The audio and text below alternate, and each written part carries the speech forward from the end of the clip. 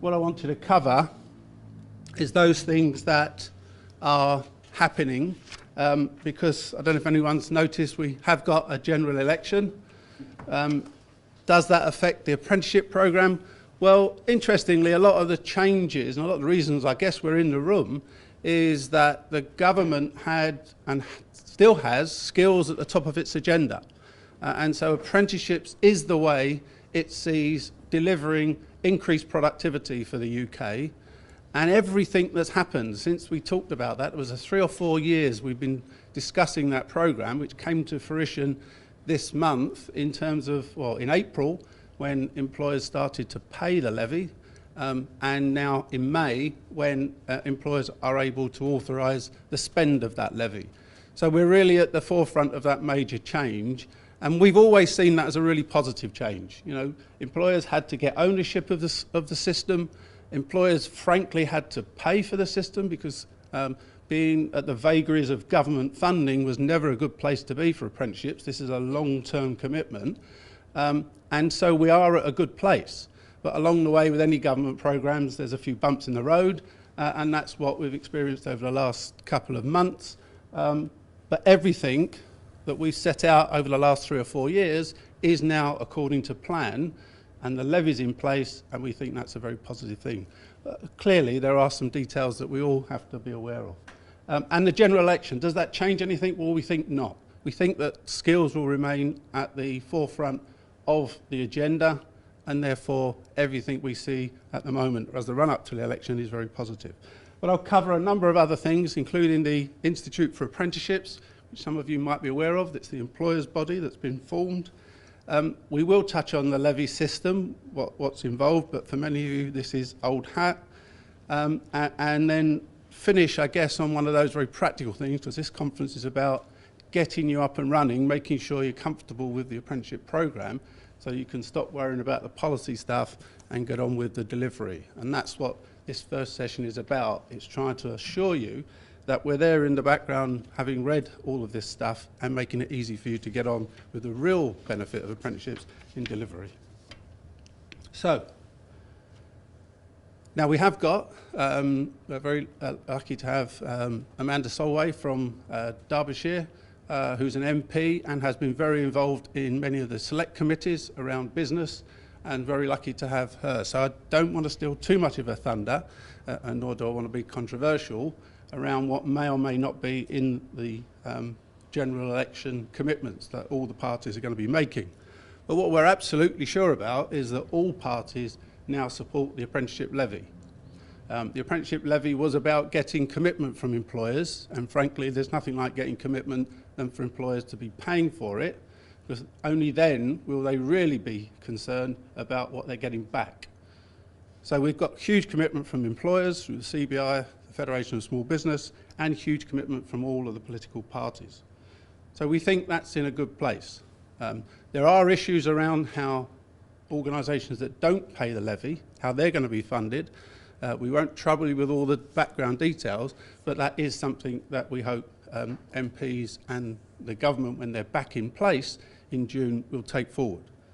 But we, 3A, deliver to both organisations that don't pay the levy and organisations that pay the levy. So, do we think that there'll be a review of that tax, that levy? We don't think so at this stage. We think the government, if it is a Conservative government or even a Labour government, will want to see what happens over the next 12 to 24 months before they make any moves in terms of the level of the tax payment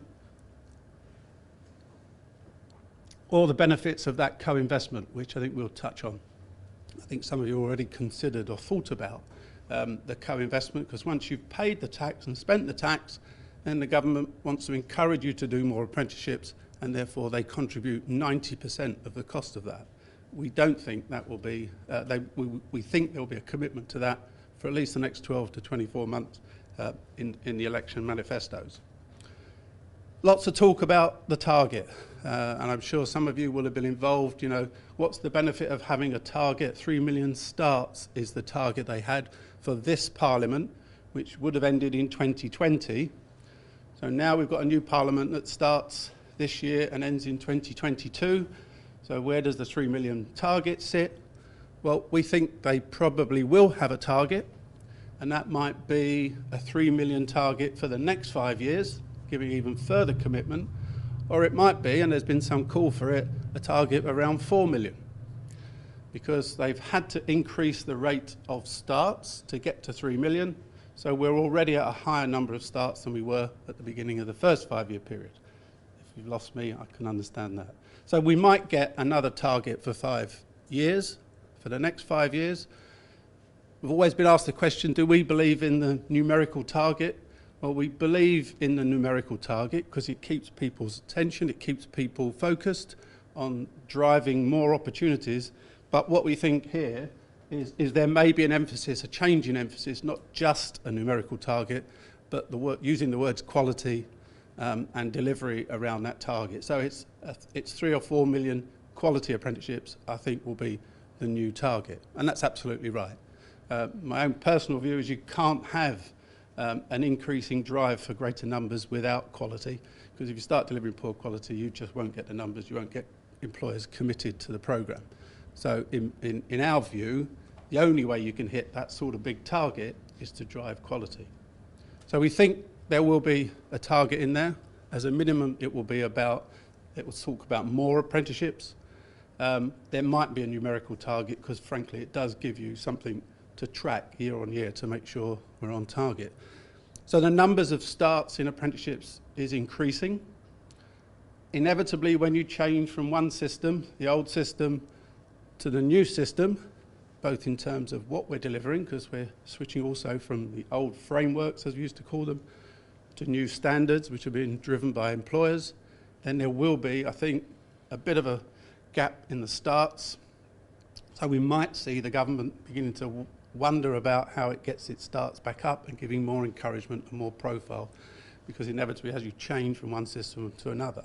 Now, we like to think that we can help you if you're already running a programme onto the new programme quite smoothly, but inevitably there may be a small window where we're looking at making sure we're starting on the new programme. So I think the commitment to apprenticeships, commitment to skills will continue. And then there'll be some other things, I think, that might affect the apprenticeship budget. And many of you will also have seen there's some new mayors been appointed around the country. And I think there's a sort of commitment to devolution. And devolution, one of those things that they talk about devolving is skills. But for apprenticeships, there's an absolute commitment to having a national scheme, because most employers have been into government knocking on the door, says we don't want to run 6 or 7 different apprenticeship programmes around the country. We want a single programme with a single set of rules. But we will start to see more local involvement, I think, as those local authorities become more powerful and want to get involved in the apprenticeship programme. And I think that can only be a good thing. And again, I'm sure Amanda will cover that. She's very publicly involved locally to make sure that the apprenticeship programme is delivering what local organisations need. So most of that is all, I think, some very strong positive messages.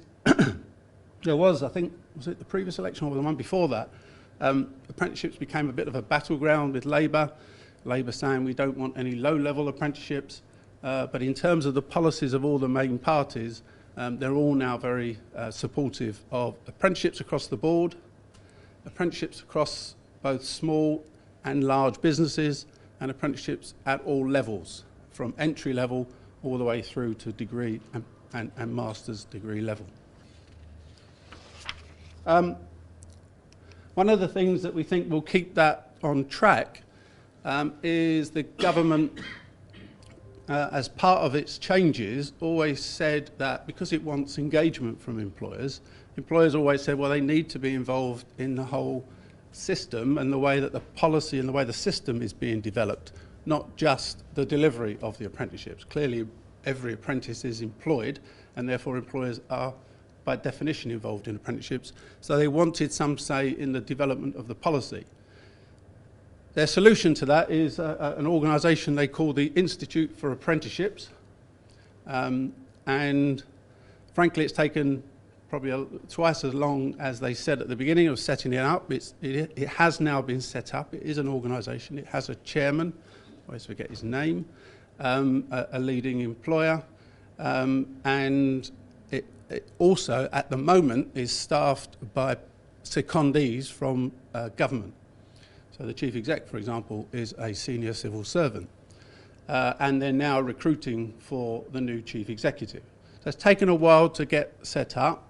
Probably, I'm not a conspiracy theorist, but I'm sure the government were happy that it's taken a while to set up, because this could and will be a powerful voice in the apprenticeship industry. And again, we're very keen that employers take ownership of the organisation, although inevitably it has some, well, it has that close relationship with government, because it acts on behalf of government, albeit it is independent of government.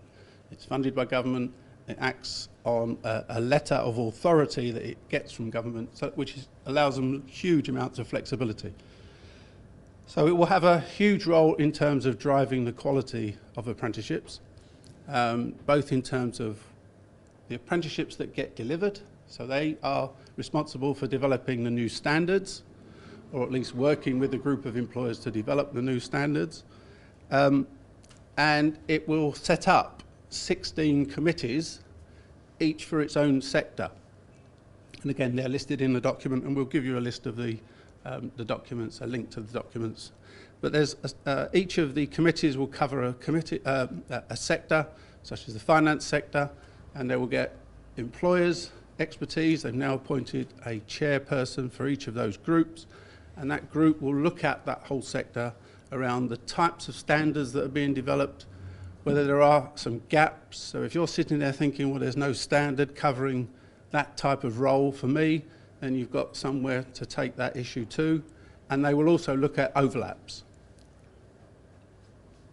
So what you'll find is, as the standards have been developed, there are some standards that cover the same sort of functions. That might be useful for you because particular jobs cover different functions, but they will be, these committees will look at whether we're getting repetition and overlap between all of the standards. And we felt there needed to be a committee doing that at the beginning of this process. We're now 2 or 3 years in, and some of those standards have been developed without any oversight, although the oversight has been from government rather than from employers. So we think this is a good thing. It will take a while to get up and running, but what you'll see is just a more coherent picture around all of the standards. Now, at a day-to-day level, I hope you'll find when we work with you, one of the reasons we established sort of that project management type role is to make sure that the standards that your people are on are fit for purpose. And most of these standards now are much more flexible than what we used to call the old frameworks, because the old frameworks were based on qualifications, which sort of restricted you. Having said that, the standards now allow us to put the qualifications that either you want, or the apprentice wants, or the apprentice needs to make a career in the programme, and we're working with a number of awarding bodies. I'm delighted to say CMI are here with us today as well, because it's important the programmes we're running not only deliver the day-to-day skills that you need, but give the individuals a real career and helps them in a real career. Because we always say we recruit for a job, but we're also looking to build a career whenever we take somebody on, and we hope that applies to yourselves. So the Institute for Apprenticeships will be an important body. It may be that you're involved in your particular sectors and you might want to get more involved, and there will be places on those committees. It's important, and we can help you through that to make sure you're getting the updates from your various, within your various sectors, and you know what's going on, and you can start to influence.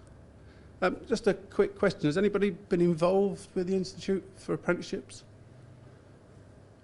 It's going to be quite hard for them to reach out, and we've said to them, well, you need to start using training providers who are talking in sessions like this, and I think there is a realisation that going forward, that the employers on those groups will need to work with training providers who, frankly, that's what they're doing day in, day out. So we're certainly involved in the Institute, and we'll stay involved with the Institute to make sure that we can feed out, and we'll make sure we continue to do that. Okay, so a levy spend, but don't worry, we haven't got calculators and we're not working out how much you pay, but you can't have a levy presentation without a slide on the levy spend, because that's what sits behind it. All employers with a payroll of around 3 million, of over 3 million, will be paying the levy, and most of you will have made your first payment already. So you start to get a picture of how much that levy is and what a major commitment is, and I guess starting to have those conversations internally whether you can get it back or whether you get best value for it or how you can use it. And that's certainly the way we're approaching this. There was some loose talk at the beginning. This is about getting good value for that commitment that you're making and how that can really drive business needs. So, and I think Dawn will certainly touch on this in all of our presentations. Inevitably, when there's a spend, we can't ignore that, but this is about getting good value for your training and making sure what it's doing is really affecting the bottom line. And I guess that's what your boards and finance people will be making sure, that you're getting good value from it, rather than, as we used to talk about, getting it back. A couple of things in here in terms of the money spent. You have a period to spend the money, but it's one of those things where don't relax unless you establish a program up front and pretty early about how that spend will be. You won't get good value for it, because what will happen is there'll be lots of organisations who think they've got a long time to spend the money, who realise that, and then you start doing some crazy things by recruiting 25 people right at the end in order to spend the money. Unless you have a plan at the beginning, then you won't get good value. So if we're now talking to you about pushing you into, well, should we sit down and let's get a plan looking forward, it can be flexible, but it's important that you have a think about what that means, because the programs are around anywhere between 13 up to 2 years, and it's important you understand what that spend is and how that money will be spent. So that's why we push very hard to have an upfront plan so that we can get best value from it. And in terms of, we'll cover a little bit about the systems that sit behind it, and some of you might now be more expert than I am in terms of the systems, because you're having to pay it and work yourselves through those systems. But it's quite clear in the way that the systems have been developed that there's an expectation that training providers will be able to work with the employers to manage the data that sits behind both the spend and the payment of levy. So again, we've got models that can help you understand what the spend will be over the next 2 years and what the payments will be, and make sure that you're managing that to best effect. And that will also impact on this 90%. So I saw one or two, when I mentioned the 90%, even one or two faces in the room sort of wondered what that was. So you put the levy money in on a monthly basis, and you're allowed to commit that money with a training provider. The money actually flows from the government direct to the training provider, but you give the authority to that training provider to spend that money on legitimate training. We'll touch on that again in the presentation, what legitimate training is.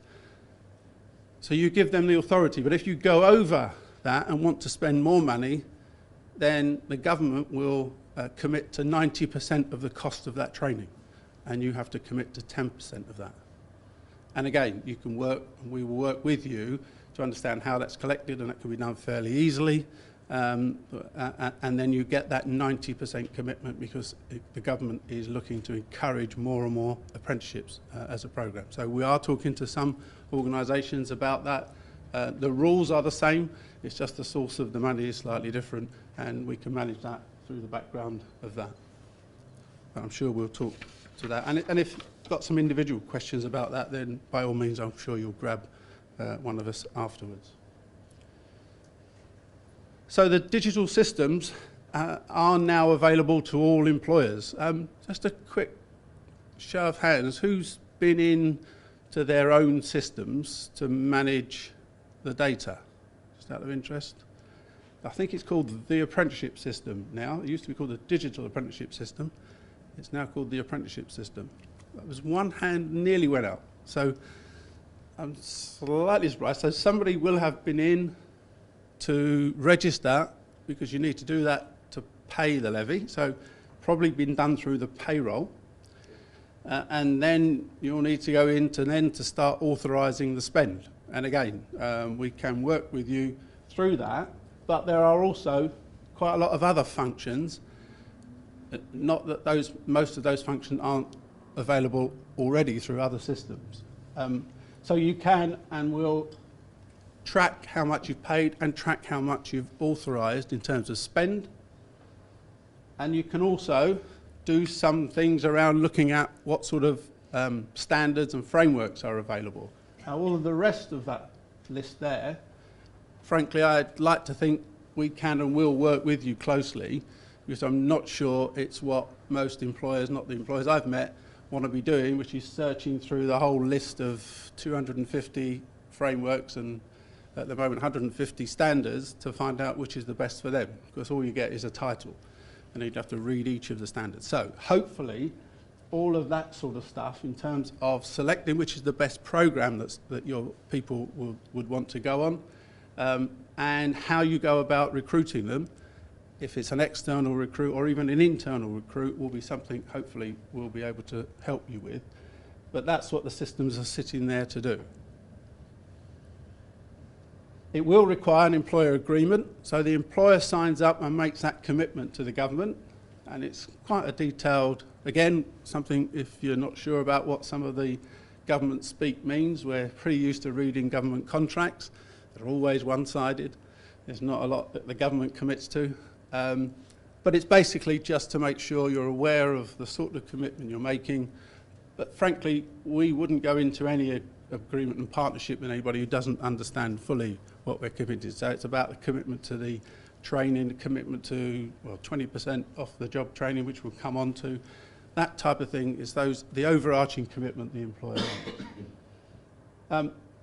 And we also have a contract with government, because we'll be drawing down the money to pay for the training that you authorise. So we've got our own commitments, and then we have a commitment with you, both at a global level around business-to-business agreement with you, around making sure you understand what we're committing to, what you're committing to, and then at every individual apprentice level, we sign up all three parties, the apprentice, the provider, and the employer, to make sure everybody understands what's being delivered. So I think you will become familiar with these systems, but we can help you either, get somebody in and take you through the system, by all means. Commit to making some apprenticeship starts, we'll have to make sure all of our paperwork is filled in properly, as you would expect, and that includes the commitment to the individual, so they all have an individual learning plan, and that can be, if they're brought on as a group, it can be very similar or it can be very different, and they're all individualised. So every individual has their own individual learning plan, and we then track that all the way through, giving you updates and making sure it includes all of the internal learning that they do and the external learning on the job and off the job. We track the whole thing through what we call an electronic portfolio. And that really needs your commitment. So the systems are there.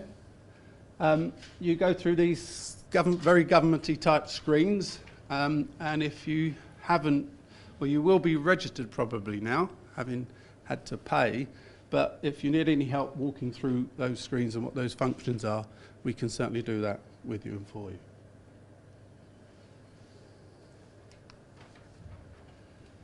I don't think there's too many people from the public sector, so I'll work, but some of you work with the public sector, certainly in construction, things like that. The public sector has an additional target of they have to employ 2.3% of their staff, of their headcount, as an apprenticeship. And many local authorities will also require a lot of their subcontractors, if you're delivering services to local authorities, to have apprenticeships as well, and they may have some targets in their contracts. So it applies to all public sector organisations above 250 staff. So it can include schools, particularly as now many of the schools are working as groups of academies. And the targets are an annual target. It's based on headcount, so even if part-timers count.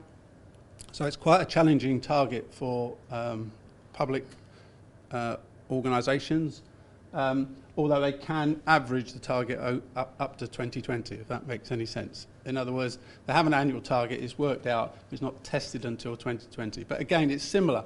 Unless you start approaching this at an early stage, you're going to be in real trouble by the time 2020 comes if you haven't met your targets on an annual basis. So that will be a challenging. So I think if you're not in public sector, it doesn't affect you, but I think it will as a supplier, and indeed in terms of lots of local authorities, lots of public sector organisations will have apprenticeships as a high profile part of their delivery.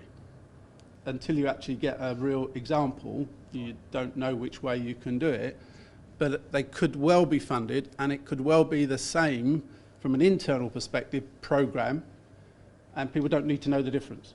Now, it might be that there are requirements, let's say in Scotland, that don't quite meet the English requirements, so it might have to look a little bit different, or behind the scenes we need to make sure that slightly different paperwork, for example, the different requirements.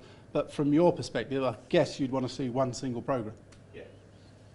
And that will be something that we would be targeted to do. You would ask us to do that, and we would come up with a different. And we've come up with some initial thoughts for some.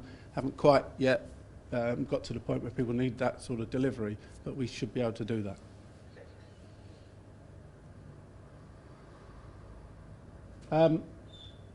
What there is, though, is a commitment, A, to apprenticeships across all of the countries, and B, an acceptance that it's bloody confusing.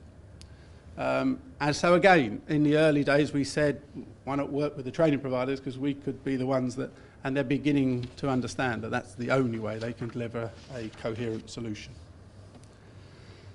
One of the other things that always, I'm still surprised, still go to presentations, still talk to some employers who say, yeah, but this is great, this levy thing, we absolutely agree with it, but we don't recruit 16 to 19-year-olds. We're not doing much recruitment at the moment, and therefore the levy doesn't apply to us. Yes, it's still an issue around the word apprenticeships. Just to say it again and again, all staff are eligible to be on an apprenticeship programme. And what the requirement is, they need to be in a new role or a role where there is significant learning. And those are the sorts of words that they use, so it's very flexible. I don't know about you, but I don't know many people who aren't in a role that doesn't need significant learning. So it can be a role that hasn't changed in essence, but maybe the technology is changing around them. It can be graduates that are moving into a management role, taking on some more management responsibility. And again, the views about management is changing. And if it used to be, how many people report to you? Well, increasingly, management is about managing assets, managing processes, where people don't have people who are directly reporting to them, particularly as new technologies take effect. We talked about graduates who can be level 5, level 6, going back. The government is very happy for them to go back, because it isn't going back. Although we've got levels of apprenticeship, they're not equivalent to academic levels. People accept that they need to start to do the job. So they're very happy for them, if they're in a new career, to do the programs that they need. And many of them will need this team leader supervisor, because there's some very basic tasks they do. And we will look at the timings of that. So these are recommended timings, but what's important is the program has the timings that you need to develop your people. So it is now much more flexible than the old system. In the old system, the craziness of it was you couldn't be on a management program until you were a manager. How does that work? Well, in the current system, yes, you've got to be doing some of the management tasks, so you can't be on an apprenticeship program and learning on the job if you're not doing a management type role, but it's much more flexible, so you can build the skills as you go through. Okay, conscious of time, we're going to give you a cup of coffee in 5 or 10 minutes.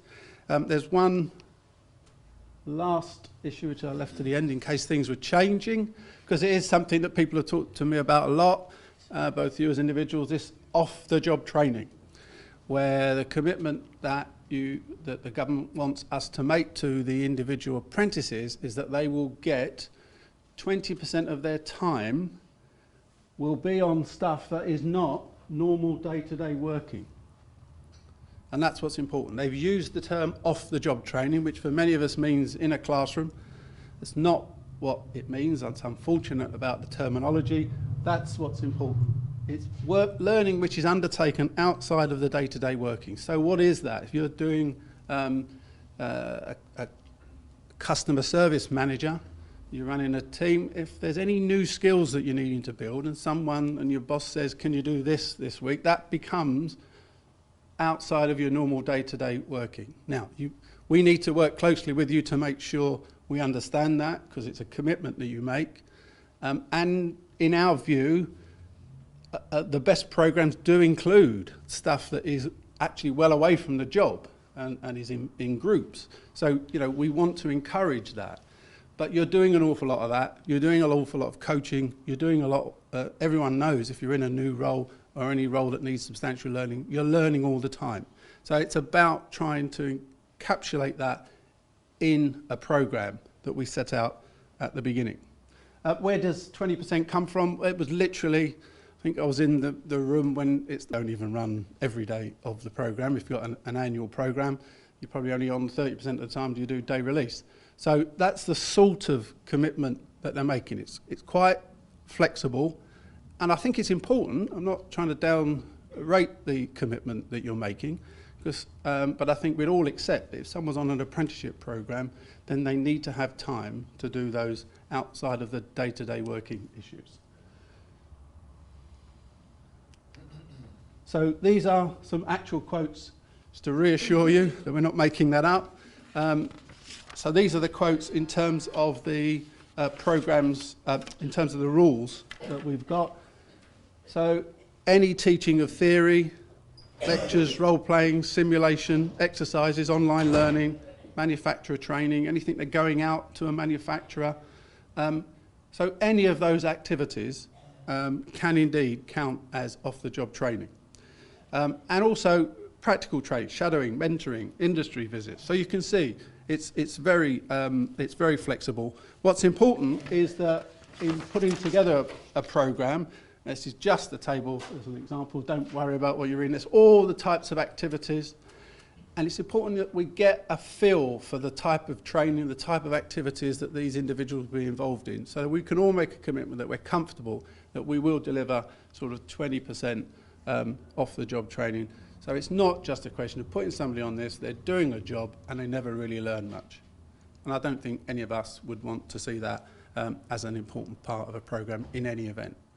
So we think it's an important principle that we talk to you about, it's an important principle that we cover in a program, but it's not something that should worry anybody, and it's not something that should make you do anything in a program that you wouldn't do otherwise in order to hit the requirements of establishing that program. It's got to do the things that you want it to do. Along the way, we'll make sure that we track all of those off-the-job activities.